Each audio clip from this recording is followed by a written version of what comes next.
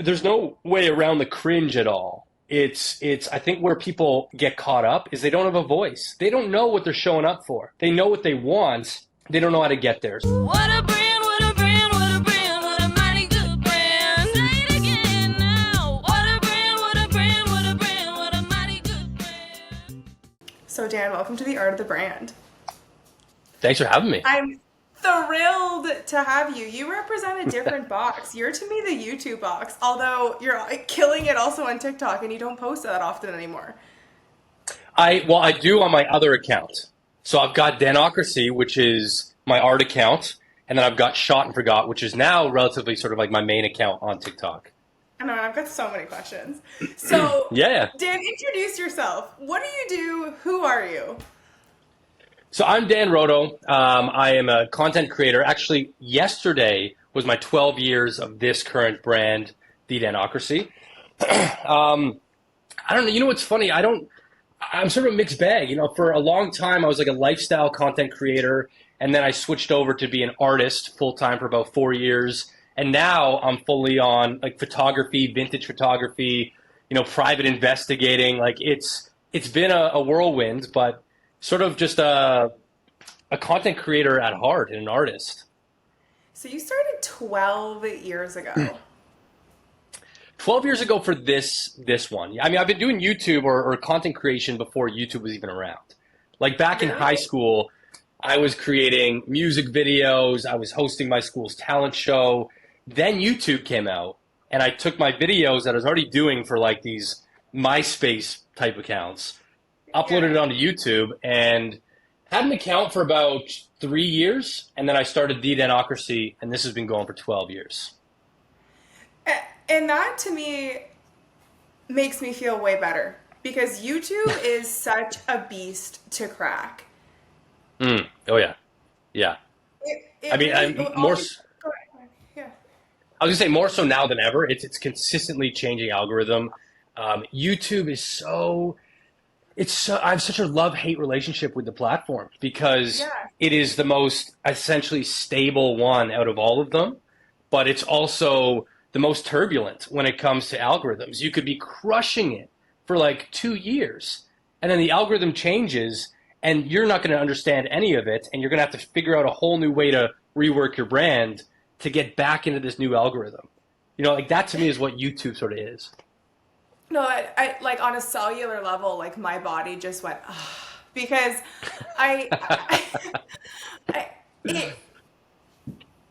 it's so hard to hear somebody say that at the level that you're at, that you're like, you constantly have to work at it. Like you never get the free ride. Is that like a fair assessment? 100%. And honestly, I maybe we'll touch on this later, but I think one of the biggest misconceptions creators have is once you've made it, you've made it. And I don't think really any aspect of life you can achieve such a status because there's consistent work behind it. YouTube, like I've pivoted probably like major pivots 3 times in my career. I'm not the same creator. I'm not doing the same videos that I did even 2 years ago. I just recently went through a completely new rebrand. So there, I don't think there's ever this like place you'll get where it's just coasting. No, and that's like, I'm so glad you brought that up because that was going to be one of my core questions. Like to me in my mind, Danocracy, like that brand was very clear, and you've now obviously moved into a really different, like a different side. Like one, what causes you to feel the pressure or the need to change? Is it the algorithm, or was it even your own personal creative? Like I'm sick of doing this. Great question. It's a bit of both. Like you will get at some point a push from the algorithm to say, you know, this isn't popping off anymore. And you'll see that in creators. They'll hit gold with a concept and they'll ride it out, and then eventually you'll notice the views drop, the consistency isn't there, the engagement drops because it's sort of, we've seen this. Like what now, right? At the same time, you're a human that grows as you age, right? So in order to stay consistent creating content and avoid burnout, you got to be genuinely passionate and interested every single day that you show up on camera. So the reason why I recently had a new pivot was, well, one, TikTok doesn't pay Canadian creators, and I recently moved down to the United States. And so I decided what's the point? And this is kind of crazy too. What's the point in running Danocracy with 1.8 million followers on TikTok when I make $0 on these views? I was like making a ton in brand deals, but it's so like soul sucking when I show up every day to do videos that are generating nothing to allow me to do even better videos. So I pivoted naturally to another series called Shot and Forgot, which is what I do now. It was a financial decision. Yeah. Sorry, keep going. So it was a financial decision. I'm just obviously fascinated to chat. It was a financial decision for one aspect of things, but at the same time, I was at a point in my career where I wasn't, as fulfilled by doing these outside the box art ideas as I was the year prior. So I thought, what's a good way, to age my brand? Because I'm 32. Like, I have to start to look at how am I going to change my community as I age? Because I can't be 32, telling silly jokes that I would at 21. It's just going to eventually change. It'll become tacky, I guess, And so when I modified into vintage photography, that's an ageless brand. Everybody loves the art of photography, memories, history. It's something that's ageless. So those were the decisions recently. Oh my God, I got so many questions. So for the move from Danocracy to Shot and Forget, that's the new concept? Shot and Forgot. Shot and Forgot. That's way better brand. So explain the two different brands for people who don't know you, so that we can kind of dig into some more questions on this personal brand change. Sure. Yeah. So Danocracy was a really sort of magazine style channel. I would do something different multiple times a week. I would do challenges. I would do science experiments. I would do travel vlogs. It was just a dumping ground of creativity. And then once I started to age out and pivot, I started Shot and Forgot. And so Shot and Forgot is niching down into a different genre altogether. It's photography, it's vintage history, it is emotionally driven with trying to find families and reunite them with these photos that I buy at auction. So it's a whole different beast, but I wanted to go more series-based rather than just a mixed salad of random concepts every single week coming at you. It gets exhausting, and I feel like my passion was really into this photography and history. What was the moment you decided you needed to make a change?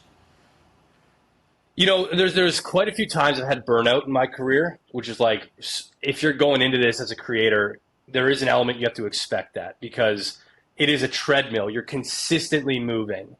And so I would say after another round of burnout was when I sort of was like, I gotta change here. And honestly, COVID played a big role. I was in Toronto at the time. I was in my house. It was just this consistent repetition of mundaneness in my life that I'm like, not only am I going to move my life to the States, I'm also going to rebrand and start a whole new series, because I can, one, make money from that, but I can also wake up every day with this refresh. And I think it was really about that. Is my life as a creator, is the ecosystem being a creator fulfilling anymore? And at the time it wasn't. So I had to do something. It's interesting when I've watched your shift as someone who enjoys your content and as a friend, it was a really interesting clicking moment for me, because in my own journey for content creation, it's the exhaustion of this treadmill is almost like you're running your own show. And it's like realizing that you need to like show up as this host, and like you have like parameters to the show, and there's a character and you're a brand. But your transition to me is like so clearly this move to the online social platforms taking on this role of what was once TV, because your new approach is very much like a documentary style TV show. Like I feel like I'm tuning in to a TV show on your YouTube channel in a way that's different from the older style of well-produced content that you used to have. 100%. I wanted to go series-based because there's a lot of consistency. I can actually show more emotion. People can get connected to a story, which is the biggest thing. These standalone videos, the climate of YouTube has changed. And that's something that if you're going to get into this business, you have to embrace change. It is going to be hitting you in the face like multiple times a year. And every single time it's this, oh man, like I had something, you know, and it's like, you just got to keep rolling with it. And it's always going to work out as long as you keep rolling with it. But yeah, it was time for a change. And the series, the documentary style is something that I wanted to explore with for a little bit. The way that you just responded to that really shows me how big of a pro you are, because in me being early in the journey, I've recently had the algorithm kind of change on me, and like I'm really realizing I can't do more of the same. Like it's just not getting the numbers it was, but it feels personal. And the way that I just saw you respond shows that it's so like I could just tell in your body language and your approach, like you've been here before. You're like, ah, shit, like we gotta move again. Like, whereas as for me, looking at it, it's felt so deeply personal. Like I'm not good enough. Like oh my God. But it's so interesting seeing a difference in approaching it based on how long you've been in the game. 100%, and I appreciate that, but it honest to God, it like breaks my heart when I hear creators take it personally, because I've been there, and I've even gone like through therapy, not necessarily because of this, but because just naturally I like therapy is super healthy, and there's been times where I've talked to my therapist about this where you take it personally, you take it and you start to question, am I still funny? Am I still entertaining? Do I still have the edge to make people want to tune in? And the answer is always yes. Like, just know everyone's capable of views, with checks and balances, of course. You don't want to be doing just trash content and nobody tells you, but everyone's capable of views. But just know the algorithm is going to be consistently changing. And it's this love-hate relationship where you're like, they're a coworker that is just there. It's a part of the job. You know, you got to work with them. And there's nothing you can do because it's just the climate of social media. It is not, and this is what I wish people knew, social media is not what it was 10 years ago, 5 years ago. It's completely changed. You look at people like Mr. Beast coming in, they are creating full-on TV shows. And you look at the views they get, and it's tough to compete with that, right? Because the audience looks at that and they go, I love this. And then they look at everyone else that don't have half a budget of that, even a quarter of the budget, and they go, why aren't you like Mr. Beast? And it's like, well, Mr. Beast is not an influencer. Mr. Beast is now mainstream entertainer. You know? So, don't get caught up in numbers fluctuating. I wish I could just speak that and have people absorb it. Don't get sucked into that, because it is a mind game that you won't ever understand. It's so refreshing to hear that, but it's also interesting for you to talk about too how it's so easy to group social media into one box, and to see like YouTube is Instagram, is Facebook, is TikTok, and they're also all such different beasts.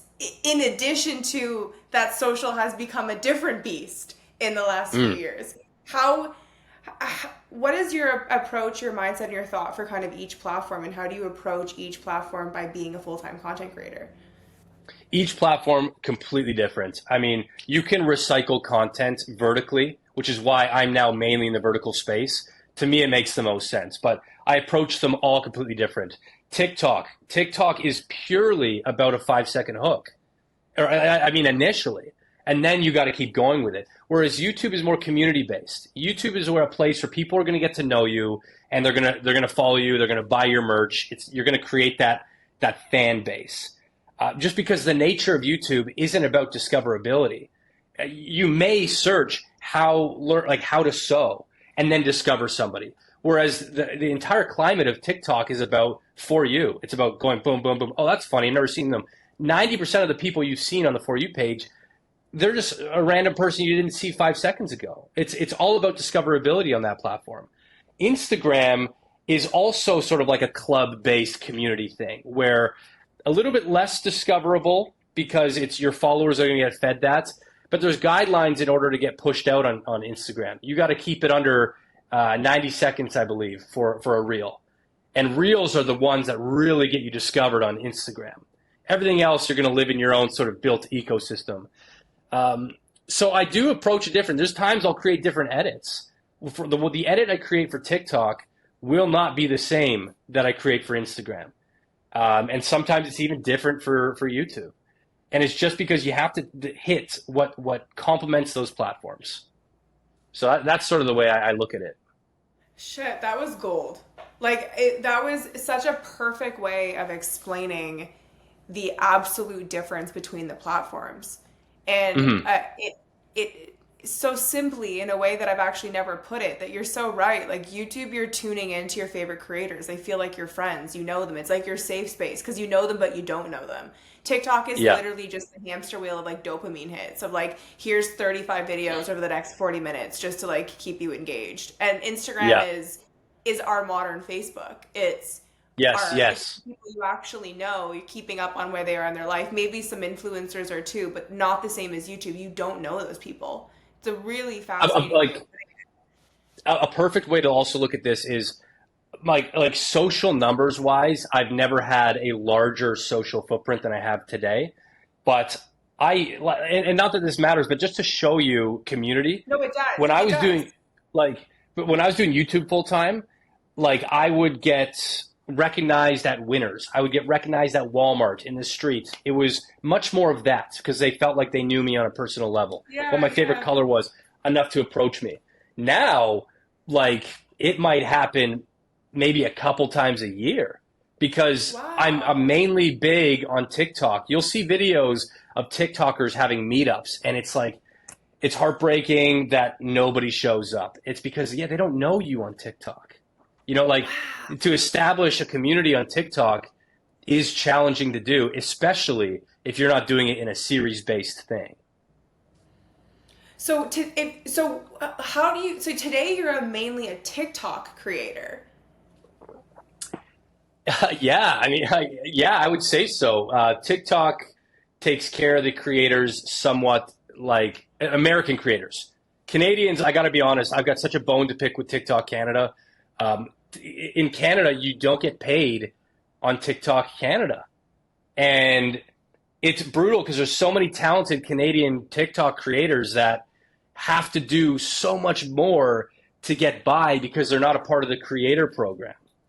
You know, you can do it through brand deals, sure, but it's I would say now, whatever goes on TikTok goes on Instagram. So I would say I'm more of a vertical format creator because it does go on all of these. I want to see what that means. So when you call yourself a vertical format creator, you just approach it as like, this is the content I'm creating this week. And then are you approaching the creative with getting your TikTok piece, your Instagram piece, and your YouTube piece, or what's your process? I actually am turning my camera vertically, and that's like the most concrete thing you could do as a creator because like everyone's it's not vertical integration. You've actually turned the camera vertically. That's hilarious. And I have to tell you because I was trying to find ways I could recycle horizontal, and it's just a lot. Not only is it a lot more work, but you'll have to film so zoomed out so you can get a really appropriate like aspect ratio for vertical. It's hard for me to watch vertical content when it's like zoomed up on their face because I know that you've just regurgitated this from a horizontal video. So I have to it is different. Vertical creator and horizontal creators are different. I have to show up vertically every day or at least 3 times a week. Whereas YouTube, you could get by with one video every 2 weeks if it's like really polished. So I find I'm working like a 9-to-5 job, something that I was avoiding for so long, but I treat my career so serious and I show up every single day, 8 a.m., emails until like 11, scripting and writing out videos, and then I start filming by like noon 1 almost every day, and then I edit till about 6:30. So it's totally different. Wow. And wow. Like that. So you're showing up every day with a vertical camera shooting for TikTok. What is your posting rate per platform? Are you posting every day? I try to. If I can create a quality video, I try to. But the reality is, no, I'm not. Like, I'm in the middle right now of a series. And the issue about filming a series is you have to do it sequentially. You can't take a break and do another random piece of content, right? So I'm doing one on the Beatles right now. And I just locked down an interview with someone that was like really close with the Beatles, but I only have that on Friday. So I can't upload from like today until Friday. So what I can do is I could still shoot and edit for other sort of dead spaces I might have in the timing. There's never going to be a time I'm sitting on my couch playing Fortnite at 2 p.m. on a Tuesday. I think the art of being a creator is make it look effortless, but also like working hard as hell behind the scenes, right? Well, it also shows you too, like you really are producing a TV show. Like the level of your production and how good you are on camera is unmatched. But in now hearing you, you actually are really piecing together a documentary. Yeah, essentially. Yeah, the efforts I go through with these series, absolutely. About locking down interviews.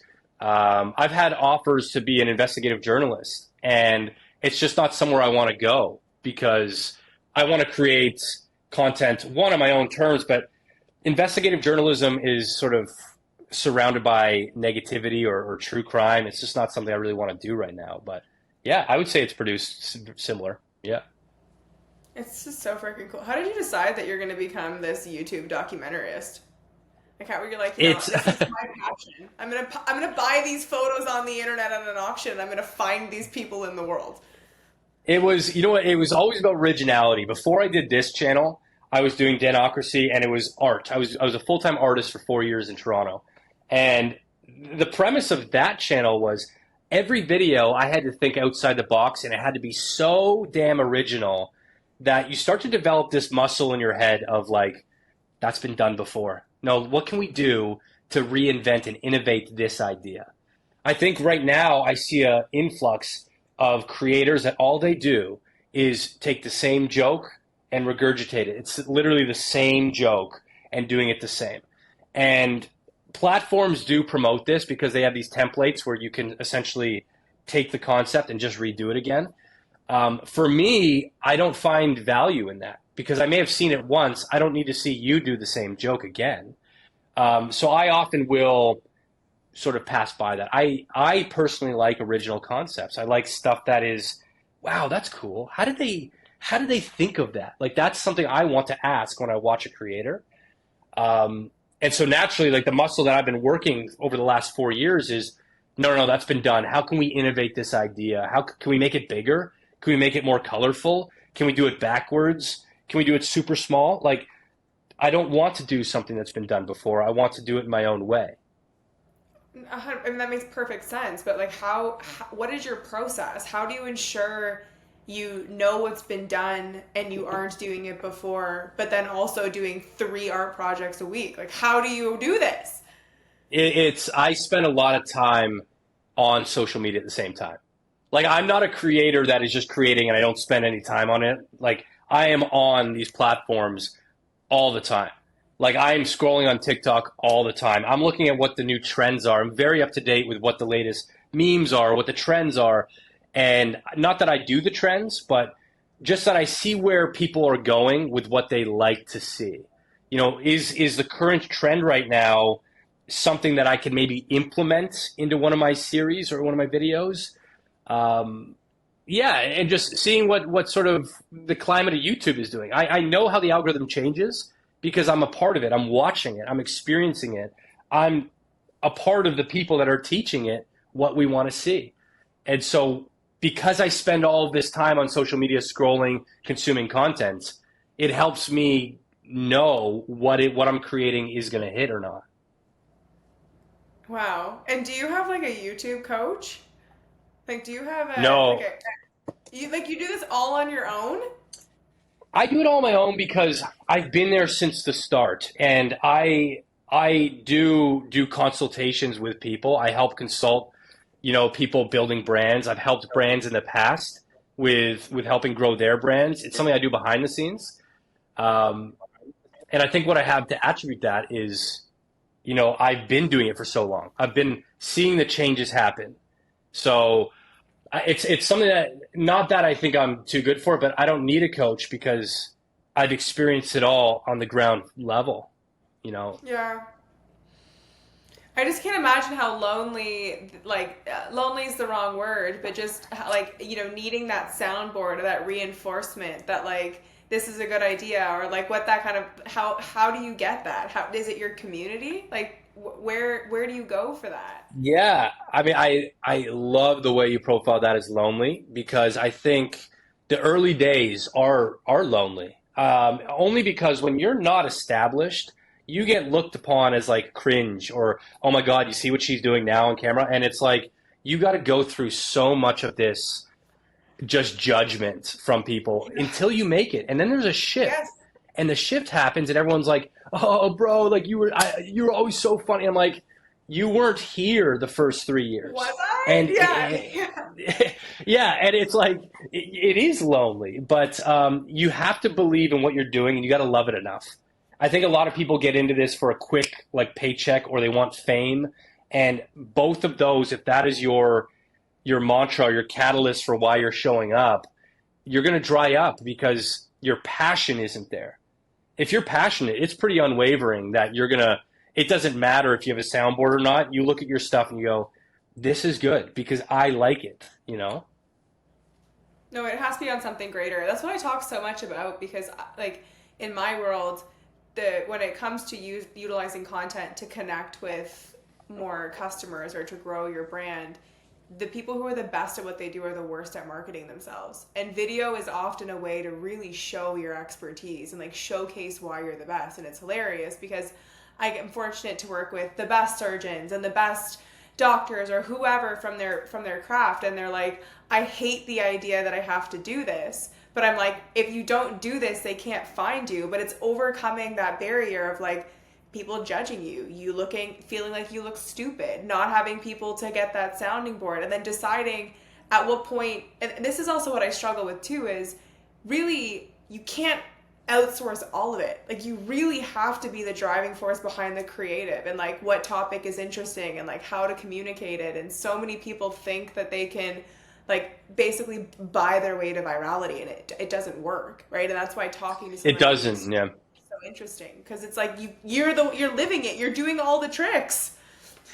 Yeah, it's it's a lot of people, they are so fearful of that first year or 2 years of cringe, and I have to say there's no way around it. There's no way around it. Even if you have a really big like influencer friend that's there to sort of put you on their platform, you still have to fight the shadow that they're putting you in because they're connected to you.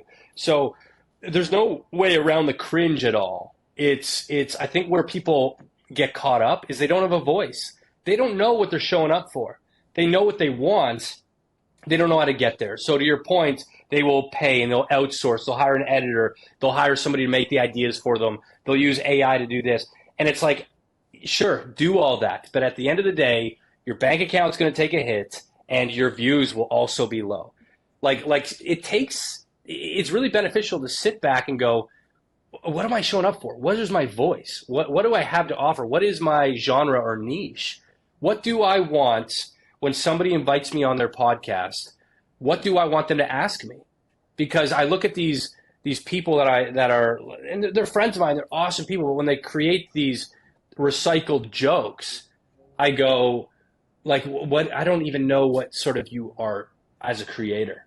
Like, this is just... What are your brand? Like, your brand can't be to regurgitate what other people... That's not a long-term strategy. That's not what brands are built on, right? Like, there has to be that element of originality, what makes it unique. But what hangs people up is that they don't realize they already are that. But it's actually harder to be yourself on camera than it is to be a different version of yourself. And you can hear something that someone says and it sounds good and it's easy to reuse. But our brains are so good at navigating if it's authentic or not, like especially through nonverbal communication. Like something can just feel a little bit off of like the way that tone of voice and how you deliver it, and you can't quite put your finger on it, but something's like a bit uncanny. And that's the difference between like swipe next, not remembering their name, you never coming up again in the algorithm, and it not working.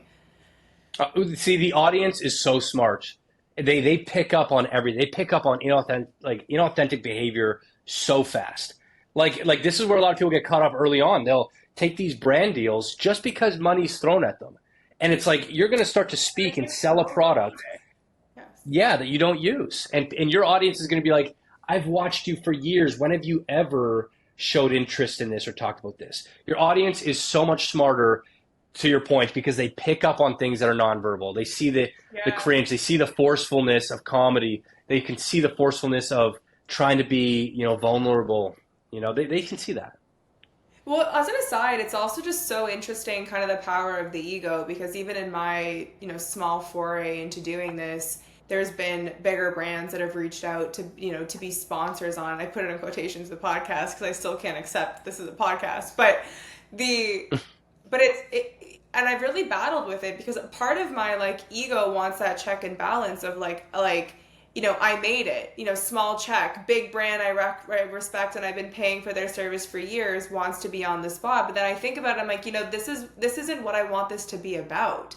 Like, to me, it's not worth it to get that ego check, because the amount of money is so immaterial to what this represents from a longer term brand perspective. And the reason why I bring that up is when you're focused on building a brand long term, you have to be focused on building a brand long term, and selling yourself out for working with brands that are inauthentic, that doesn't feel right, can be great cash now, but it doesn't work for what you're actually spending the time on doing, and you have to look at your time cost.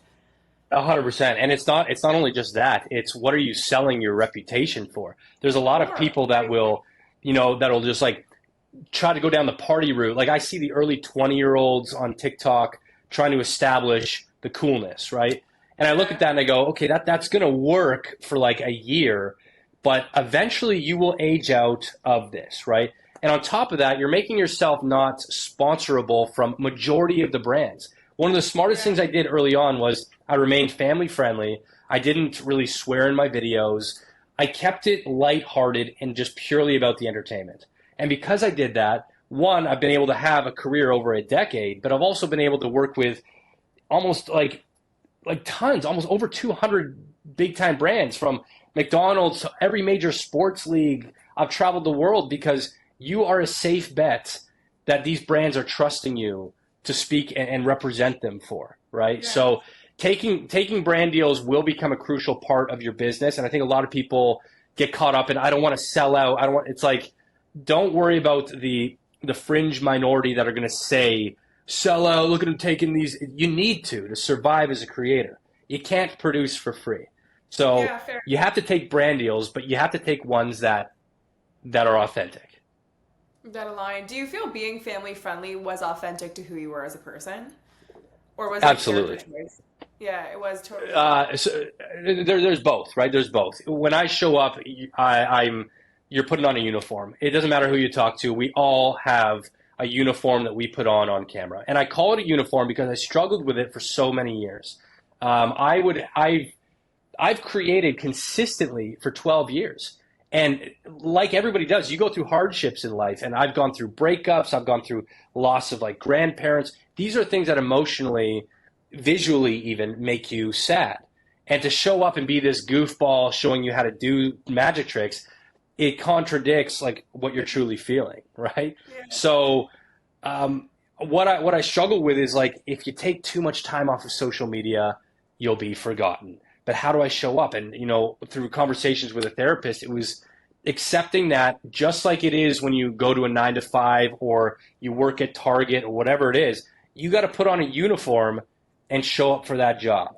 And so that really changed things for me as a creator, because now I can separate Dan Rodo from Danocracy, and I could show up and be this.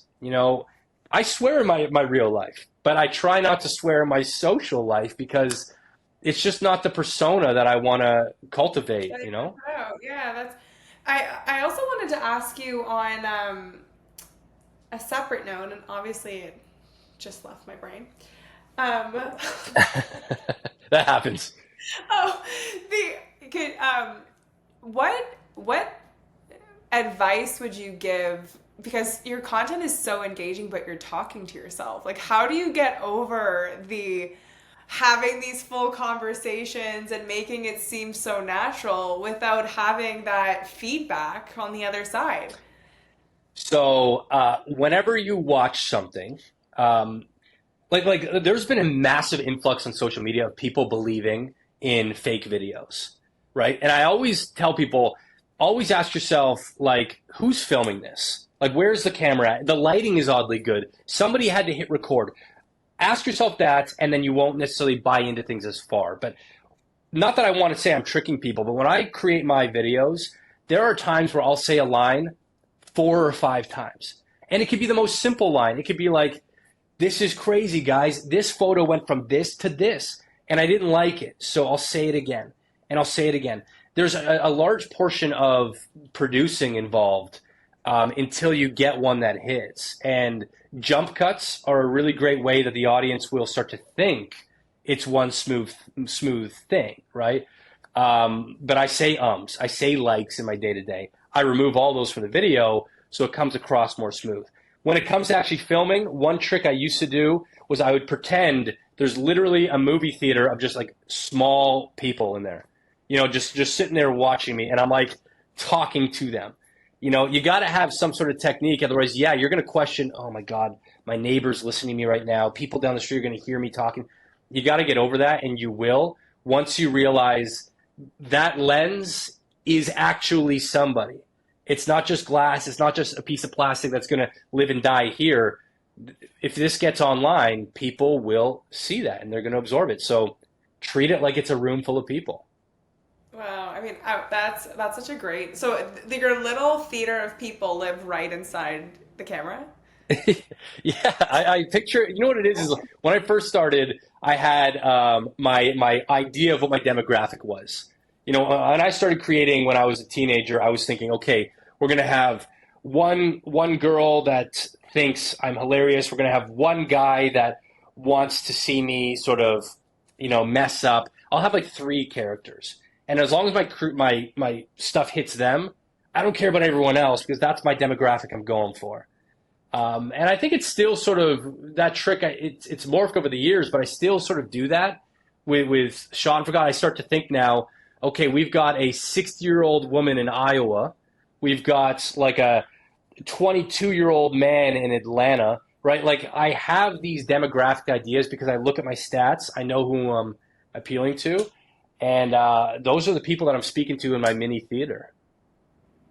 No, that's just like literally pro behavior. Like you look at your demographic and you use that as your way to communicate. Like that's even something that I can learn from. Like I'm so focused of when I'm creating content that I'm just like seriously, you can laugh at me. Like speaking the genius. Like I was like, oh, I'm just gonna show up and speak.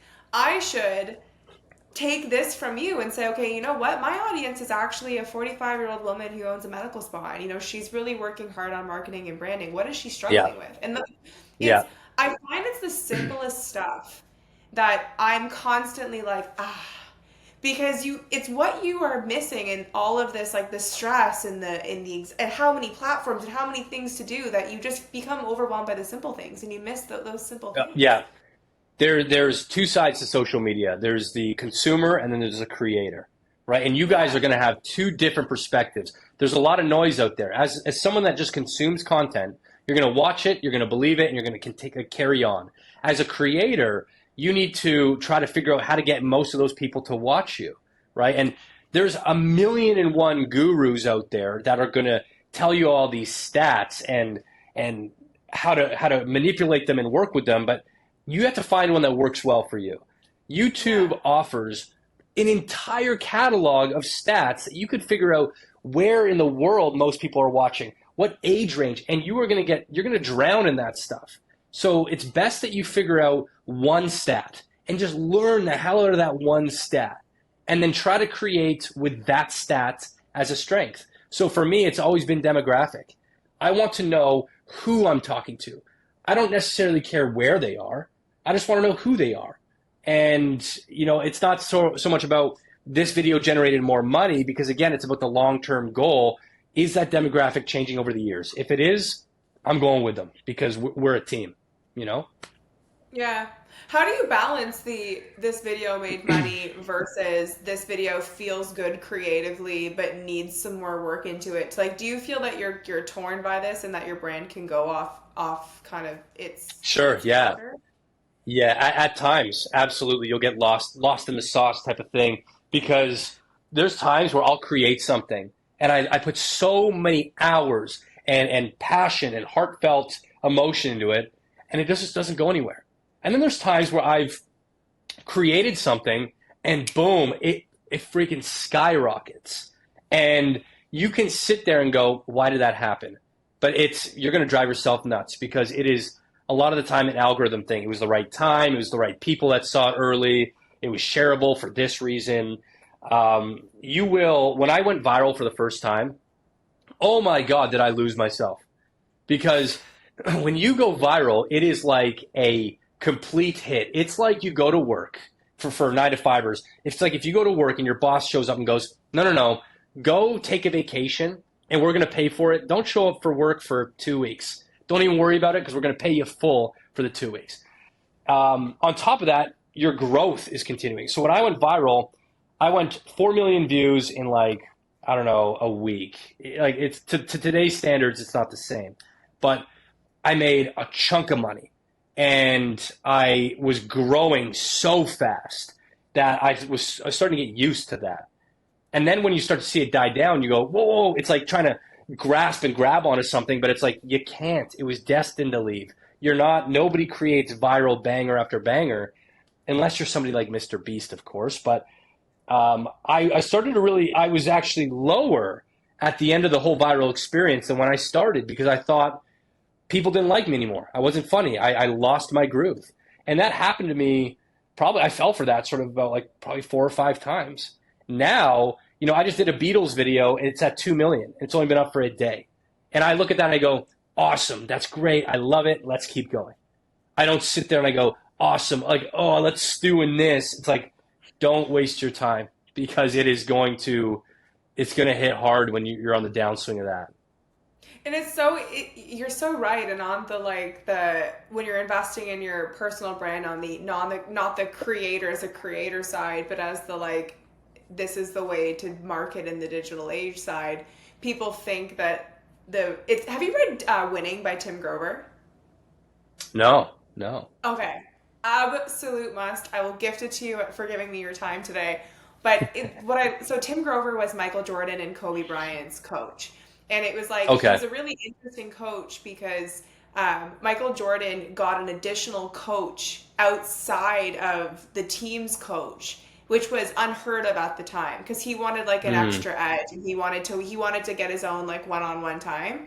And Tim Grover was like a nobody, and it's a really cool story of like really how they together became Michael Jordan and Tim Grover. So, anyways, the whole point of the book is he talks about like winning it's active. It's not transactional. Life isn't about like how a game is a win or a loss, where like you win and you relish, and then you can take the week off and enjoy it. He's like, when working with people like Kobe and Michael, like winning is everything. Winning is a lifetime achievement. Like everything is towards a larger win. So if you want to be seen as the top YouTube, if you want to, you keep talking about Mr. Beast. If you want to be, Mr. Beast is winning. Like he doesn't get a video that gets a super crazy video count and then yeah. just like takes 3 weeks off. Like it's perpetual focus on like, okay, cool, what's next? Like let's keep going. And people see virality as like this is the means to the end. Once I get that crazy video, I can Oh, retire.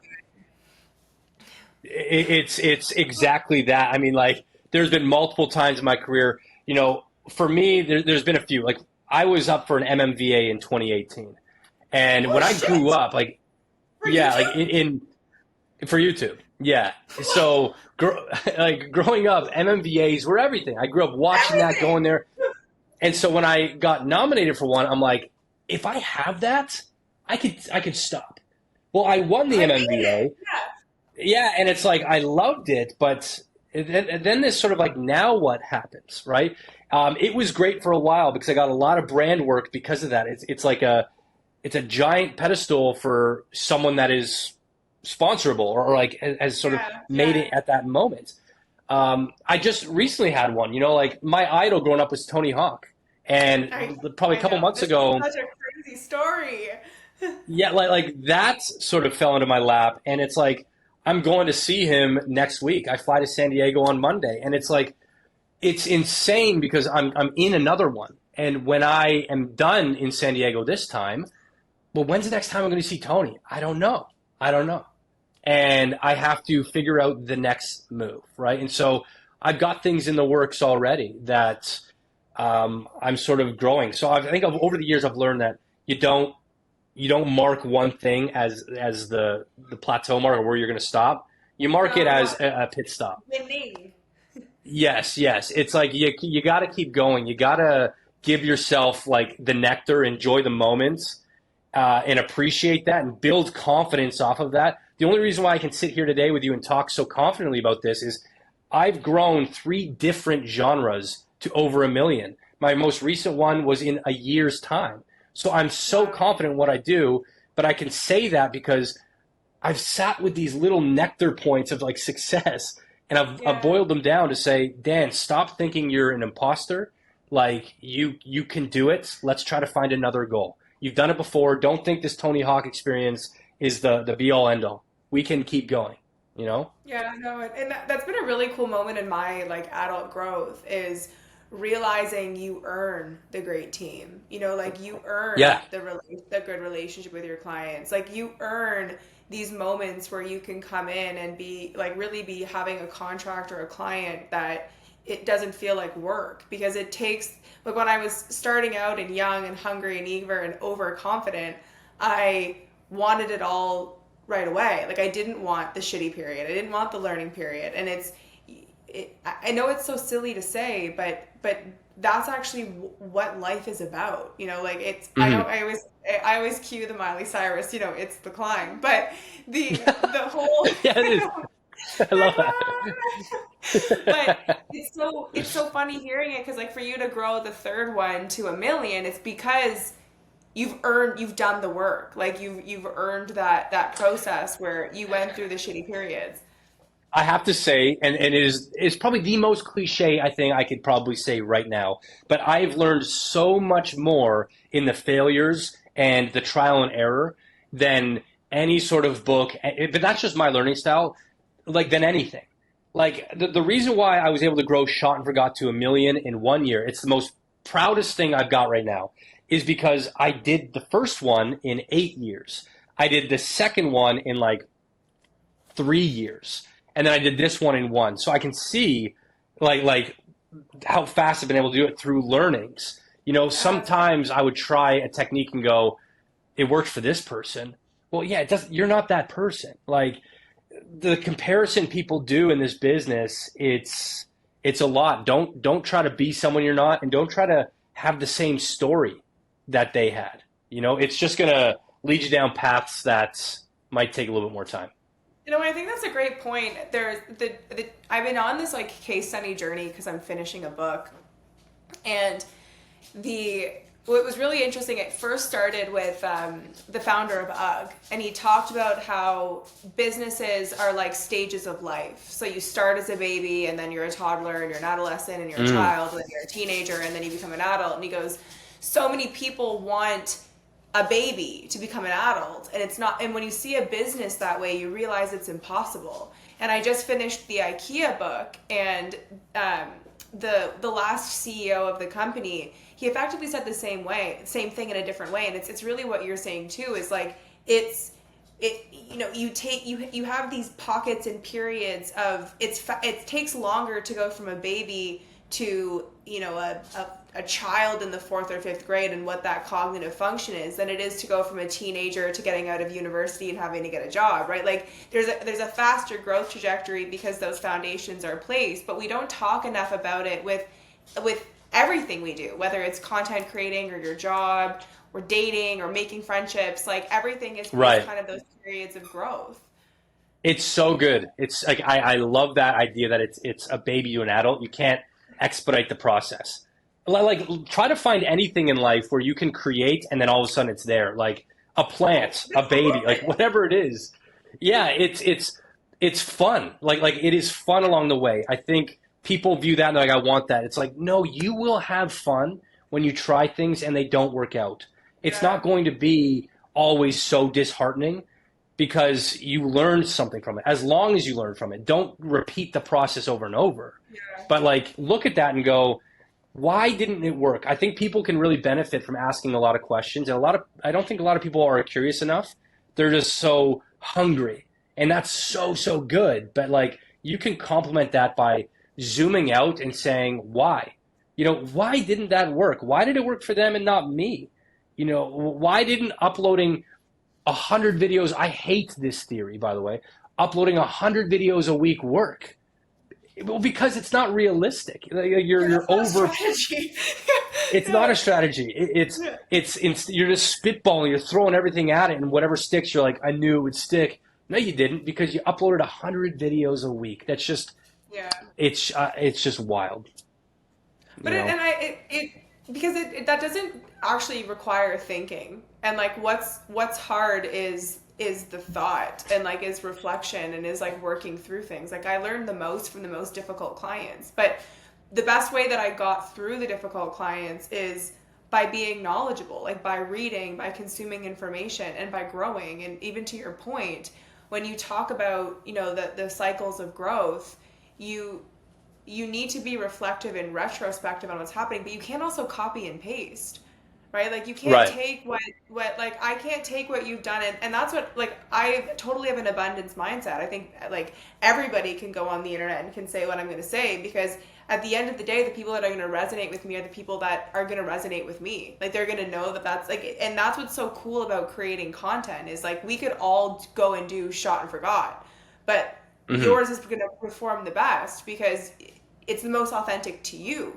and I'm going to resonate with your message. Yeah. And that's what's interesting about being authentic, is that you will find people that love you for that. And if you go into it thinking, I need to get everyone to love me for that, you won't win, because there's even in life, like not everyone's going to like you. And there could be some silly reason that you're so out of control for, but it's just the reality of the situation. I know when I'm going viral, because I will get an influx of hate comments. It's the weirdest, most backwards thing. But when I see someone making fun of me or saying this guy's talking too much, I know I'm hitting a market that is not my norm, and I'm getting the views for it. And it's going good. And it's growing good. And a lot of people are fearful of comments, but I'm like, guys, like hate comments in a lot of ways for social media means you're hitting an area that you didn't before. Yeah, I mean, like the timing couldn't be better to talk about this, because one of my clients right now is actually on Dragon's Den, and have you seen this whole like boba clip that's like internationally viral? And she reached out to me yesterday, and she's like, "Hey, like she has a clothing brand. Nothing about it is controversial. Nothing about any other than she happens to be from Quebec. And they were both on the same show during the same season, and her episode is airing this week." And it was basically like a full-blown halt even to post content because of fear of people being angry about the boba comments. And it's really fascinating, like how crippling this idea of like controversy and cancellation is on the internet, because like it actually, there's no rational reason as to why a completely separate business that's on what happens to be a TV show that's effectively 10 or 12 like skits an episode, why you would not post your content. And when I explained it to her as a content creator, I'm like, this is absolutely a gift. Like the algorithm right now is riding higher because of Dragon's Den. Anything that you post has nothing to do with that. So if anyone feels the need or inclination to comment on another business, you're going to get a spike on the algorithm. But people don't realize that controversy is actually, you need a solid opinion. You need to actually say something on the internet in order for the content to work. Like going on and like saying nothing and like looking nice doesn't perform. Yes. Yeah. You know what? I think a lot of them, it's not their fault, because it's sort of similar to like when an earthquake happens. The earthquake happened over here, but afterwards there's a tsunami that's affecting it over here. This wasn't a part of the original zone. That's probably what she's going through, is they see that, and cancel culture, thank God it's sort of calmed down a bit, but it was so brutal like a year, 2 years ago, that if you even shared a hot take, you would get canceled. And I'm so happy to see that sort of dissipate a bit. And like, let's sort of focus on people that actually deserve that versus somebody said something I don't like, so let's cancel them. Yeah. You know, I get her fear, but you're right. It is a great time to ride the wave that people are searching Dragon's Den. But I'd love to get your opinion on this because there's been several moments, and it's why I've become, I feel like, a bit more charged on the topic, where I've been really apprehensive to post a video. Like, it's been kind of around those like hot button topics, but I'm not going into the video for it to be controversial. I've just created content which I feel has a very rational and logical argument towards it, but I'm not afraid to not post it because of the topic it touches. I guess would be probably a fair assessment of it. And there's been moments where I'm like, am I prepared? Like, am I ready? Do I want this? Is this worth it? And I've kind of waited for it to hit, and like the anxiety was real, but it never really happened. Like, I found like, and maybe it's the state, or maybe it's that if you actually have an opinion on something that isn't like hateful, aggressive, or angry, but there is still an opinion there. Like, I've had people that I've like disagreed, but that like the tsunami of like outside your front door, like we're killing your first child, like you can't, you're unhireable, like I'm being dramatic, but you know, like that hasn't really come. Have you seen people that really haven't deserved it? Or is this a bit of like an overblown fear of people who've created content to go, like, to kind of get that clickbait headline? And you get what I'm saying, like where I'm going with this? I think a lot of people, the issue is they want to share an opinion, but there's no education behind it. It's, I hate these people, or I hate that, but why? Like share why. And it still may even be fueled by irrational thoughts, which is just not fair at the end of the day. I think with people sharing opinions and not educating why they came to that is only going to hurt you, because you're doing it to say something controversial, and you're not providing context. You're not providing anything. And that's not the same thing, though, right? And I guess that's kind of where the laneway I'm getting into is like, you know, people listening to this aren't, you know, therapists that are prepared to be Jordan Peterson. Like, that's not the average person that's listening, right? And it's so for the average person that's listening, it's like there's this absolute fear of like, I can't do anything online with an expert opinion because therefore I may be canceled, you know, like by saying something. And to your point, it's I'm not in the box of like content creators looking for clicks and likes. I'm in the box of like people so afraid to put a video of their business online on Dragon's Den because some other random business that's completely not connected, to your point, like the earthquake and it moving. What is your thoughts on that as a creator? Like, because a lot of the audience that listens to my podcast are business owners or brand owners. So these are like brands that are like, feel like they can't say anything or do anything. So the first thing is that nobody is bracing themselves to hear your opinion. So if you don't do it, somebody else is going to do it. You don't have to be so strong with your thoughts and opinions. And maybe that's how you start out. You start out gentle. Don't share statements like all this or this is the only way. Don't be don't corner your topic and narrative, because that's where you're going to get people to say, well, actually, and that's not true. Like, don't be so specific and start. And you're going to start to get a feel for it. You're not going to just jump into the deep end of a cold pool. No, you're going to start, you know, so like, I suggest for businesses, it's a great way. If you want to come across, or if you are an expert, start to share things that have value to your clients or your customers. You know, if you are a life coach, start your video with, hey, here are 3 things you can do to wake up happier every day. Like, offer value first and don't make it about you. For this woman that's scared about, you know, a similar situation, I get it. It's always scary to see someone else have something horrible happen when you're in the same like ecosystem.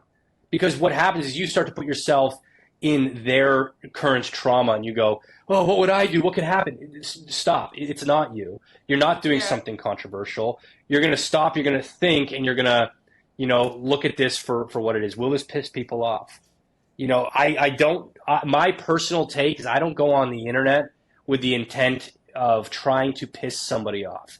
I'm not a contrarian. I'm not going to say something just for the sake of sounding smart, right? So I think that's a protective way.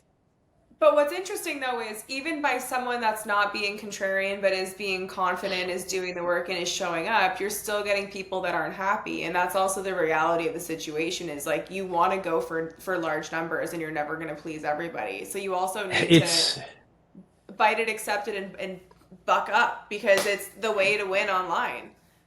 It is the way of the internet. I mean, good Lord, the internet is full of people with ridiculous thoughts. I could say the sky is blue, grass is green, and I will be. No, it's actually not. Yeah, it's actually like a reflection of the ocean. It's like, okay, like they're going to start to really dial it in.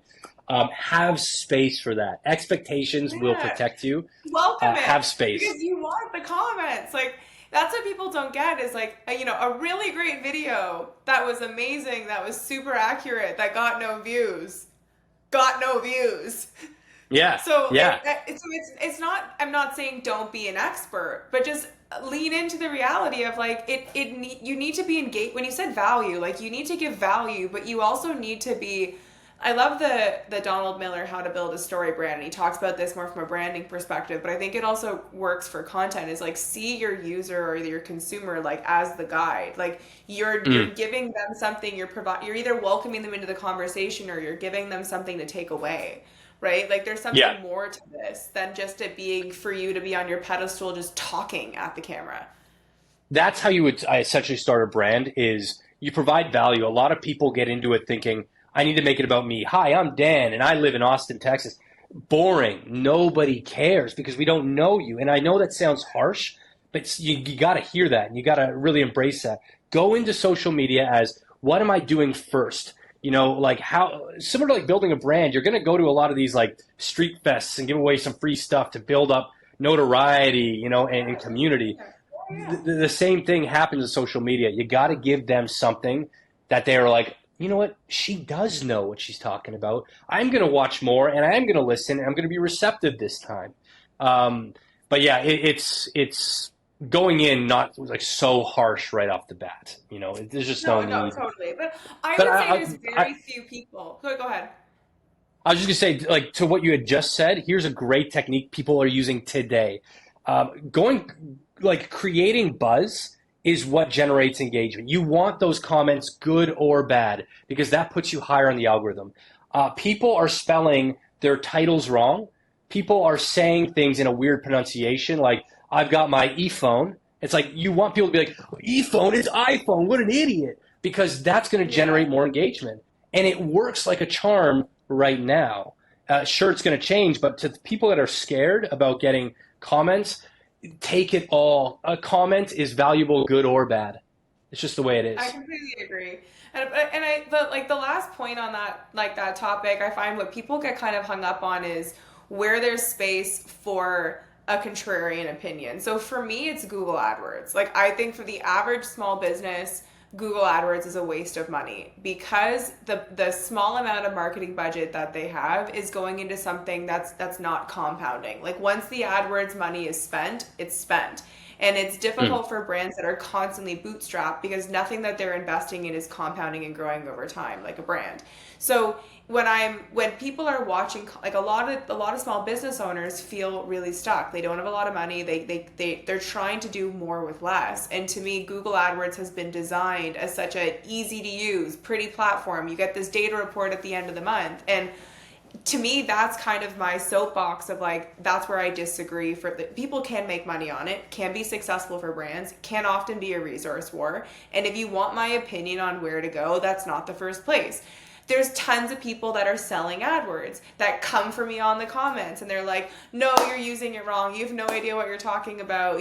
You're using keyword management incorrectly. And they always sell Google AdWords services. And I'm comfortable in my professional opinion to make that statement, but I speak to so many professionals that don't want to touch a controversial subject where people are right and wrong on both sides because they just don't want to have that dialogue. But there's often too many videos on the safe space. Like there's so many videos of people saying a brand is not a logo. So if I come on and I keep doing videos of a brand is not a logo, I'm just adding to more content that already exists where there's too much of. Like you need to find that laneway and just provide your opinion, because the people who want to work with you and hire you are, one, going to want an opinion that's different, and two, they're probably going to align with what you're saying. And it's been hilarious. I've had clients come in and be like, I love what you're saying. And they're like, but let's keep doing Google AdWords. And I'm like, okay. So Yeah.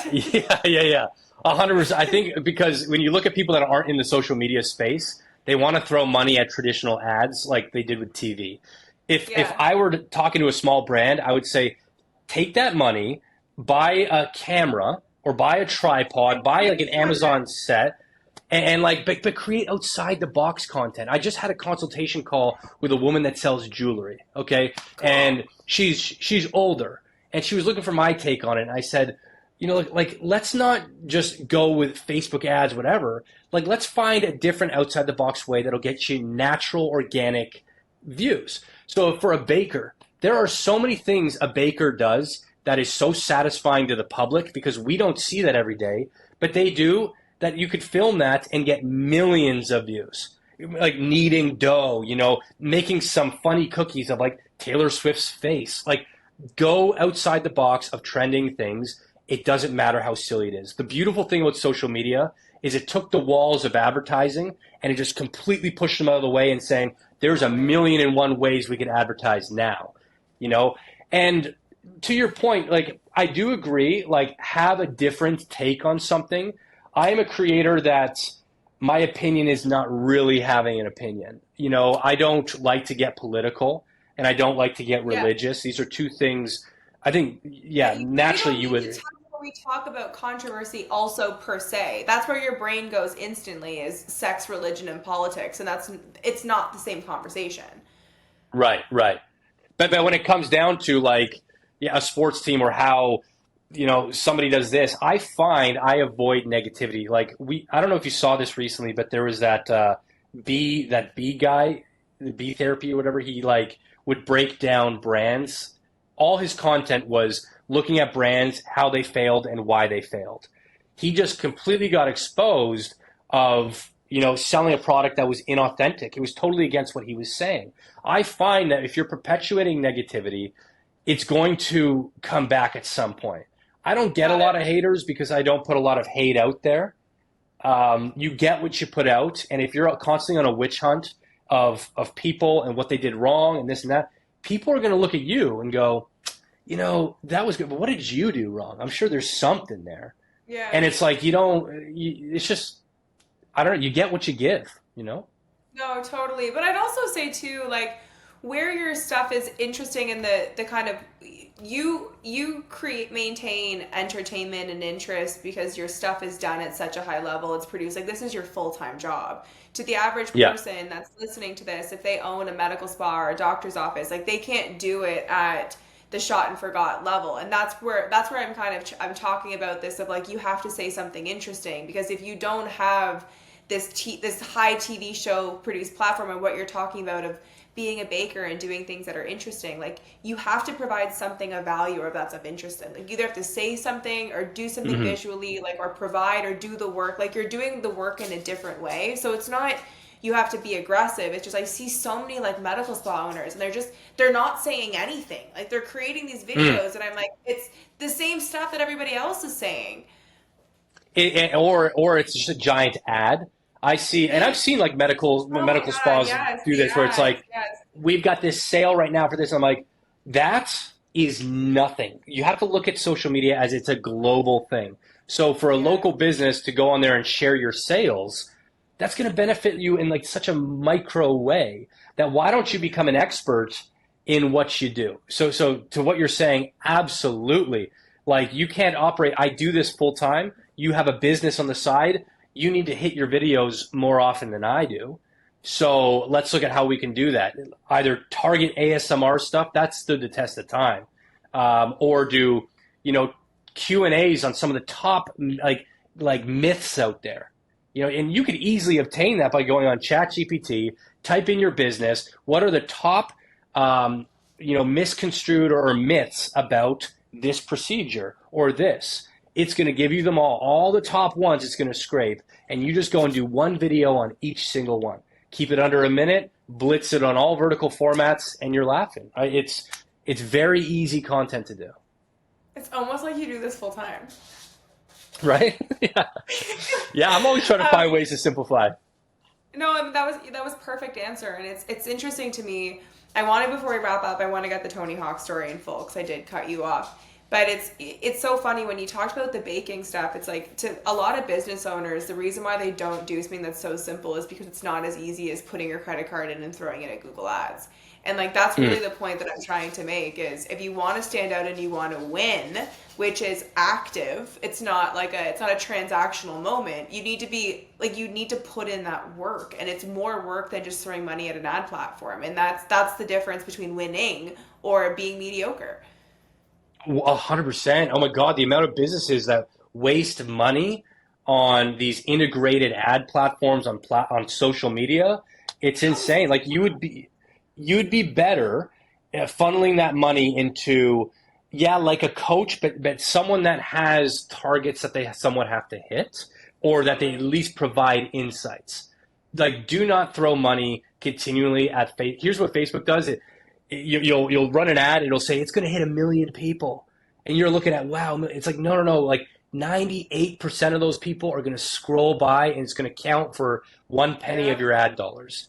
Even more than that, it's absolute delusion. Like I see business owners that are spending like $80 per click, $65. They would never spend. If they went to like a Home Depot on Saturday, like, would you pay $65 to speak to someone that stopped to talk to you? Never. And that actually might be a better use of money than for you to be doing like $65 on this random click that like we really can't track, and we don't know if they were going to click on your website anyways. And it's delusion. And even if it's $25 or $30, like when you talk about how much you spend at the end of the month, the end of the quarter, the end of the year, what is the opportunity cost if you had paid for a course, booked time with Dan, bought a better camera? Like where would you be? And it's probably somewhere much different because you're growing, you're having to work through things that are difficult, you're having to change your schedule and how you see your business, you're working in your business because you're testing things that are interesting, you're becoming a better communicator, you're doing more work in your industry outside of your everyday to day, you're just becoming better all around. And it's so much better than Google AdWords, but people still come for me. This is a controversial opinion. Yeah, I'm not a big fan of like the ad spending either. But here's a good marker for me. When I'm talking to someone, I go, "What's your feelings towards TikTok?" And if they go towards, "Oh, TikTok, it's a dancing app, it's this and that," I go, "Okay, so it's for children." I go, "Let's start there because TikTok is going to be your best friend as a small business. It's insane." And just for people listening, if you're a small business owner, I did a video, an art piece of this little art piece. It went viral. I made $4,000 in sales in like under 10 hours after that went viral. And I was super small at the time. It was still when TikTok was super early. And it's like $4,000 over a video that was randomly happening. It's amazing what could happen when you put yourself out there. I guess that's my sort of take on it, is if they've got ill feelings towards TikTok, let's start there. Let's reframe it. Let's open up our mind and realize whatever you saw of these dancing teenagers to whatever, that's not TikTok. TikTok is so discoverable. It's loaded with opportunity. It's insane. That's positive, Dan. I'm like, you're an idiot. Like, you just like... Yeah. Okay, so very quickly, I really would love if you can give the synopsis of the Tony Hawk story, and what you guys are doing. I think it's so cool, and I want to hear it from you. Yeah, sure. So Tony Hawk growing up has always been my guy. He's been my idol, my number one. Like I've got like skateboard decks going up my staircase, and he's number one at the top of it, right? And never had any connection with him. Well, I do vintage photo series where I buy photos and I try to reunite them with the families. I would never in a million years thought how I could fit Tony Hawk into that. But the way it happened was Tony was doing a show in Austin and New York City, only two cities. It was the weirdest selection. And I went to the one here in Austin with my girlfriend, and I didn't buy VIP tickets or anything like that to meet him. Partially because it was just a quick ticket that I bought. Well, we were leaving the show, and I'm like, I really wish I could have met him. I've never met him before. He's like my idol. I really look up to the guy. And she was like, don't worry, like you'll meet him. You'll have your time. Literally 2 weeks later, I'm chilling on my couch at night. I start getting tagged in Tony Hawk's recent post. And he posted a vintage photo of this skateboarder in New York City. And he's like, does anybody know the identity of this guy? And I'm thinking, this is literally the niche that I focus on. I find people from the past. I find people from today. And so I jokingly comment, I go, let me see what I can do. Haha. I go to bed, I wake up, Tony Hawk followed me. Tony Hawk DM'd me saying, hey man, if you're serious about this, I'm in to help. I'm thinking, holy shit, like this has now become a thing. I now have to at least make one episode. So I do one episode, I go, guys, Tony Hawk wanted me to find this, let's see what we can find. It gets 1 million views. I'm like, whoa. And he's like, hey, like put it on my profile as well. So now it's like, it's really getting more attention. I'm thinking, this is crazy. So I do episode 2. And then I'm like, now I'm really into this. I got to figure out who this mystery skater was from 1965. It was an absolute needle in a haystack like attempt, right? You're trying to find somebody in the background of a photo 60 years ago. Like, come on, that's wild. Ended up doing 7 episodes of this series. They all really popped off. It got over like 20 million views total. And I never was able to find the guy. And at the last episode, Tony was like, hey man, if you want to recreate the photo or at least go to New York to see where it was, I'll pay for your flight. Like, let's do it. And I'm like, oh my God. Like now I get to meet the guy. So he flies me out to New York City. I remember like the morning he's in my hotel. Like he got me a hotel, got me the flight. I'm having coffee here with my idol. Way better than if I did VIP tickets at this thing. The lesson in that is that like your time will come. It may not be what you think it is. I wanted to buy VIP tickets to this thing. I didn't. They were almost all sold out. I didn't get to meet my guy, but I got a way better experience because I waited and it came to me in a different realm. And yes, I did another episode there. We ended up selling prints. So now I'm in business with Tony Hawk.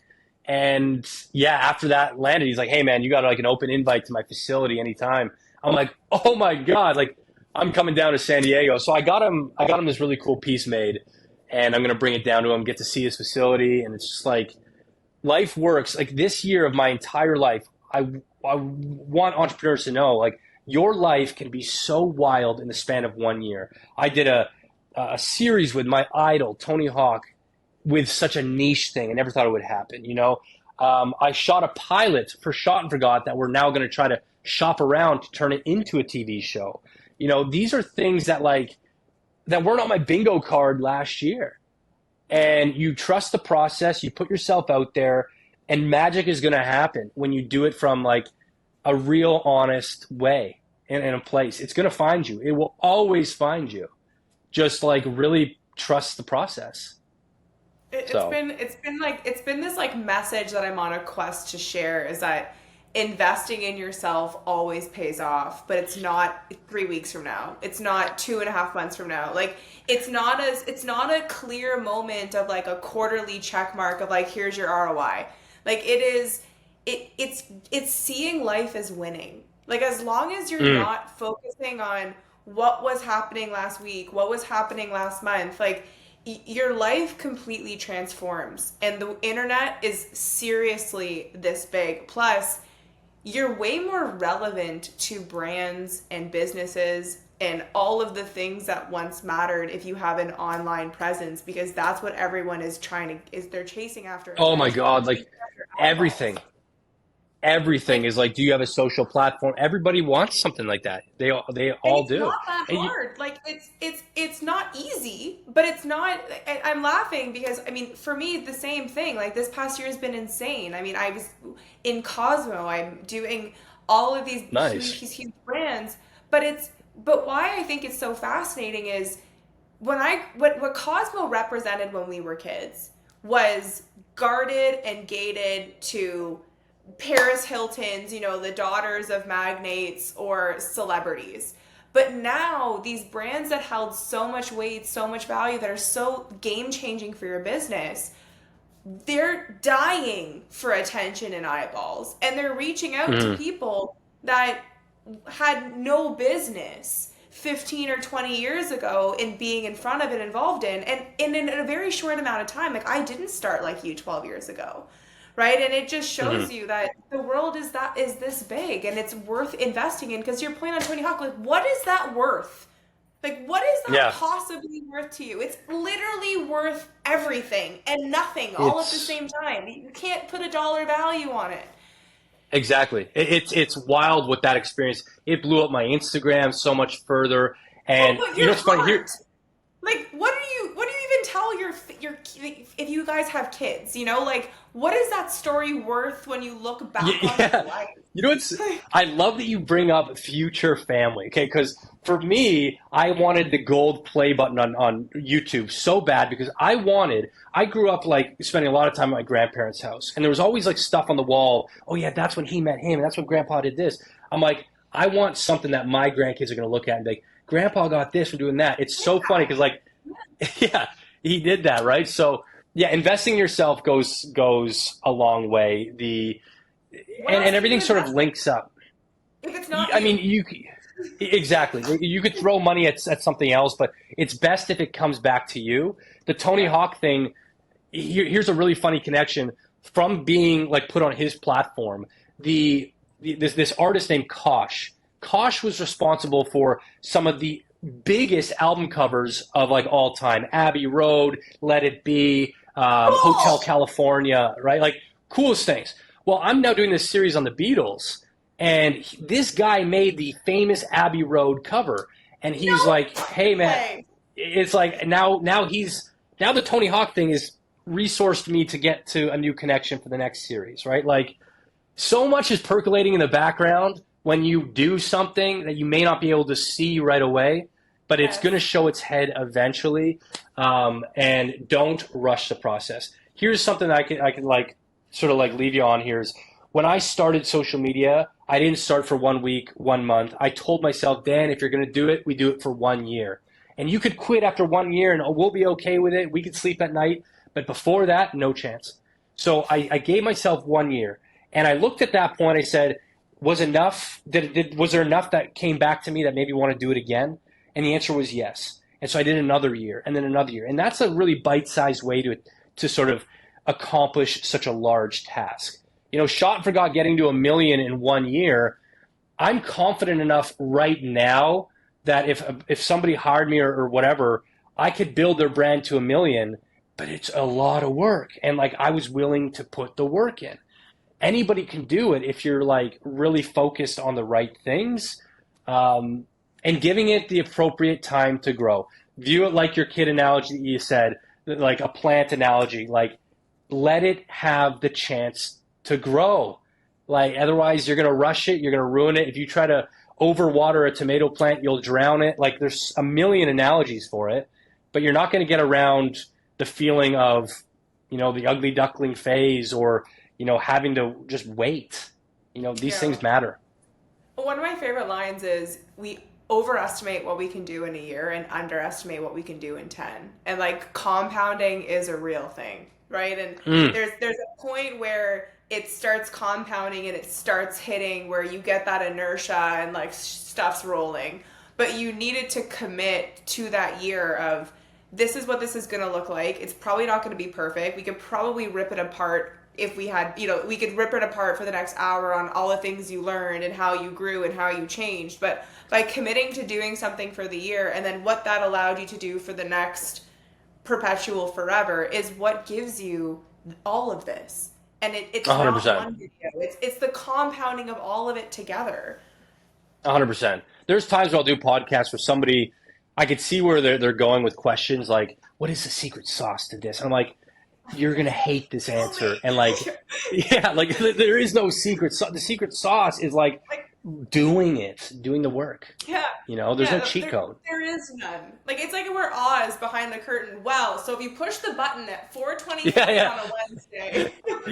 Yeah, but that's what people really want to hear is like some sort of hacking of the system. And what sucks is that there's gurus out there that try to like hinge their business model off of these hacks. And it's like they're not hacks. There are some tricks you can do, but there's no hack to get to a million like in a week because those people won't even know you by the time. So yeah, there's a lot you can do. Just do it. Like don't be scared of a lot of work. You're going to be learning throughout the whole thing. You will be getting things throughout. It's amazing. I love it.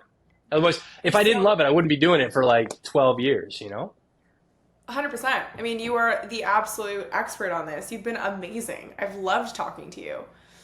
Yeah, this has been great. Like great questions. This is what I mean. Like you've got a good insight on the business. You're offering great questions, and the stuff you're asking is actually going to help your listeners because the stuff we've talked about today is real behind the scenes stuff. It's not like what's it like to be an influencer. It's like no. We're talking about how do we grow? Like what do we actually have to put in? The real shit. Yeah. I know, and I didn't pay you to say that, so that was very nice of you. Thank you.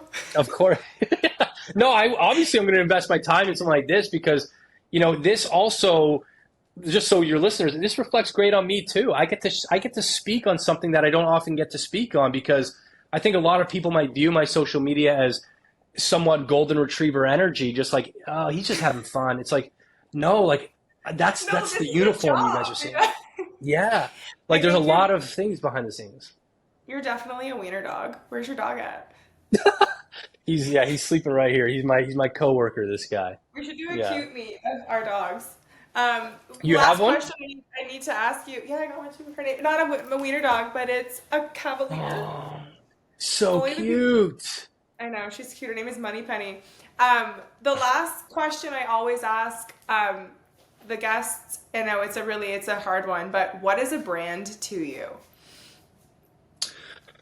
Oh, what is a brand? I think a brand to me would be when you hear Shot and Forgot or you hear Danocracy, you immediately know what I stand for, or you could sort of piece together like what would Dan do in a situation. You know me enough, I've shared enough of my values that you know what I would do in a situation. I think that to me is what a brand is. I mean, a personal brand at least.